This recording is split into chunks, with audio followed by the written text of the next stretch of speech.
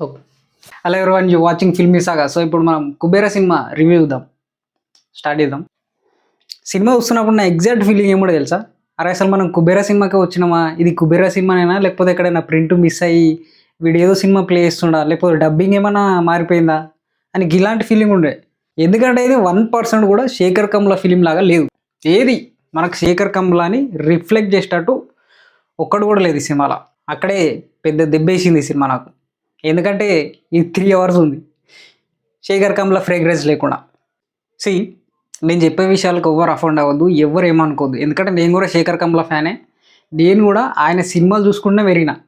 ఆయనకి చెప్పేంత లేదు, కానీ ఆయనకి చెప్పేటట్టు కొన్ని పాయింట్స్ ఉన్నాయి ఈ సినిమాలో.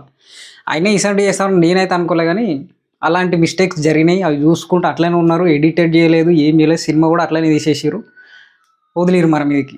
సో ఆ పాయింట్స్ అన్నీ చెప్తాను నేను. ఫస్ట్ బిగ్గెస్ట్ బ్లండర్ ఏంటంటే ఈ సినిమాలో, ఈయన సినిమా తీసిండు అటు కుబేర్ అనుకుంటా కోటీశ్వర్లను చూపించుకుంటా, ఇటు బిచ్చగాళ్ళని చూపించుకుంటా, వాళ్ళిద్దరి మధ్య ఒక స్టోరీ పెట్టి మంచిగానే తీసిండు సినిమా.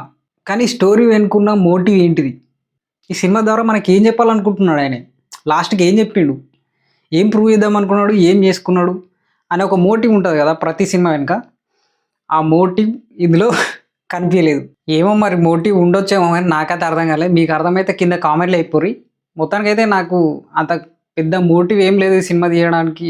అంటే ఆయనకు ఉండొచ్చేమో కానీ కనిపించలేదు.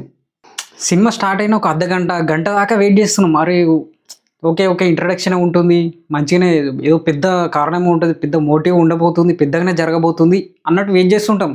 కానీ ఎంతైనా రాదు, అది మొత్తం అట్లనే మూవ్ అవుతుంటుంది సినిమా అంతా. లాస్ట్కి వచ్చినాక క్లైమాక్స్ కూడా సరిగా ఇవ్వలేదు.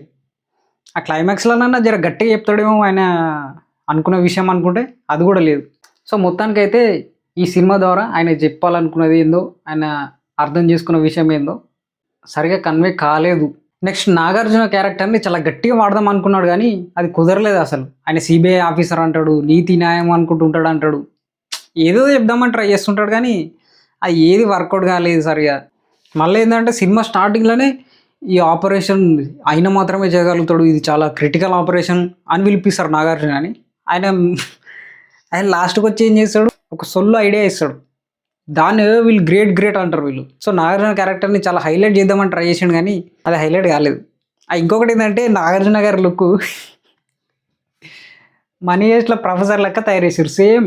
సో నాగార్జున గారి క్యారెక్టర్ని మస్తు లేద్దామని ట్రై చేశారు, కానీ అది అసలు వర్కౌట్ కాలేదు. ఎందుకంటే వీళ్ళు ఆయన మాత్రమే చేయగలడు ఇది అని తీసుకొచ్చిన ప్లాను, అది ఏం ప్లాను, అది ఎంత క్రిటికల్ ప్లాను, అది అమలు చేయడానికి నాగార్జున గారు ఎంత తెలివి పెడుతున్నారు, అది ఒక హైస్ట్ ప్లాన్ లాగా మంచిగా చూపిస్తాయి. అట్లా చూపించరు, కారు నిండా డబ్బులు వేయాలి, తోలేయాలి. అది ఓలానే చేస్తారు, దానికి నాగార్జున గారు ఎందుకు అట్లా చేసినాక ఆ నాగార్జున గారి క్యారెక్టర్ ఇట్లా ఎలివేట్ అవుతుంది. ఇట్లా చాలా చేసారు. ఇంకా ఇది ఒకటే కాదు, ఇది స్పాయిలర్, కానీ ఇంకా ఏం చేసారు అంటే వీళ్ళు ఈ నాగార్జునకి ధనుష్కి చిన్నప్పటి నుంచే లింక్ ఉంది అని ఎస్టాబ్లిష్ చేసుడు కూడా ట్రై చేసారు, కానీ అది సరి కనెక్టే కాలేదు. ఇంకా నాగార్జున గారి క్యారెక్టర్ నయం, అంతొక్కింత ఎలివేట్ చేయడానికి ట్రై చేసారు, కానీ రష్మిక గారిని ఎందుకు తీసుకున్నారో వీళ్ళకే తెలవాలి. ఇలాంటి క్యారెక్టర్కి రష్మిక అవసరమే లేదు అక్కడ. సో ఇట్లా ఈ సినిమాలో 2-3 క్యారెక్టర్లే పెద్ద క్యారెక్టర్లు ఉన్నాయి, మిగతా అన్ని సైడ్ క్యారెక్టర్లు. అసలు వాడు ఎవడు కనిపించాడు, ఎవడంత ఇంపాక్ట్ చూపించాడు. ఈ 3 క్యారెక్టర్లను కూడా వీళ్ళు సరిగా ఎస్టాబ్లిష్ చేయలేదు, ఒక ధనుష్ తప్ప. ధనుష్ని మంచిగానే చేసారు, కానీ ఈ రష్మిక అని, నాగార్జున అని, ఆ విలన్ అని మొత్తం ఒక షో పెట్టుకోవడానికి పెట్టుకున్నారు అంతే. ఎవరో కాదు, శేఖర్ కమ్ల గారే ఇదంతా చేసిరంటే నాకు ఇంకా నమ్మబుద్ధి అయితే లేదు. నేను చెప్పిన కదా, ఇది 1% కూడా శేఖర్ కమ్ల గారి ఫిలిం లాగా లేదు. సో ఇట్లా శేఖర్ కమ్ల గారు కుబేరా అని సినిమా పెట్టి రష్మికని, ధనుష్ని, నాగార్జున అని, ఒక విలన్ కానీ ఇట్లా పెద్ద పెద్ద క్యారెక్టర్లను పెట్టుకొని ఒక పెద్ద సినిమా తీస్తుంటే మస్తు డ్రామా ఉంది అనుకుంటాం, కానీ ఏ క్యారెక్టర్కి సరైన ఎక్స్ప్లెనేషన్ ఉండదు, ఒక డెప్త్ ఉండదు, ఒక మోటివ్ అంటూ ఉండదు. ఒక ధనుష్ క్యారెక్టర్ ఒకటే క్లీన్గా ఉంటుంది, మంచిగా ఉంటుంది తప్ప మిగతా క్యారెక్టర్లు అన్నీ క్లూలెస్లు ఉంటాయి, ఎవరికి ఏ మోటివ్ ఉండదు.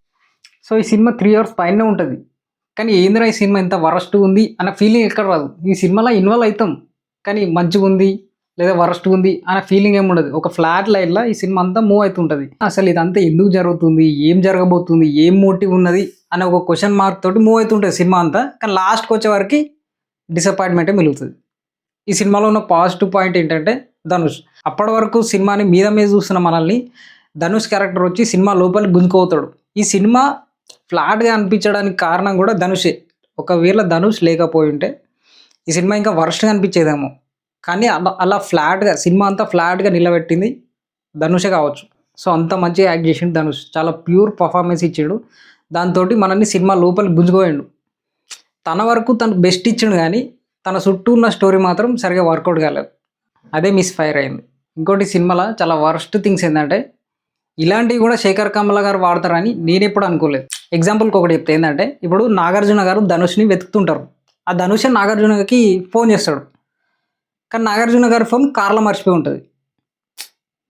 ట్విస్ట్. ఇట్లా స్టోరీని ముందుకు తీసుకోవడానికి ఇట్లా 4-5 వరస్ట్ పాయింట్స్ యూజ్ చేసుకొని స్టోరీని ముందుకు తీసుకోండి శేఖర్ కమల. యాక్చువల్గా ఇలాంటివన్నీ డైలీ సీరియళ్ళల్లో చూస్తుంటాం, రోజు వస్తుంటాయి దాంట్లో.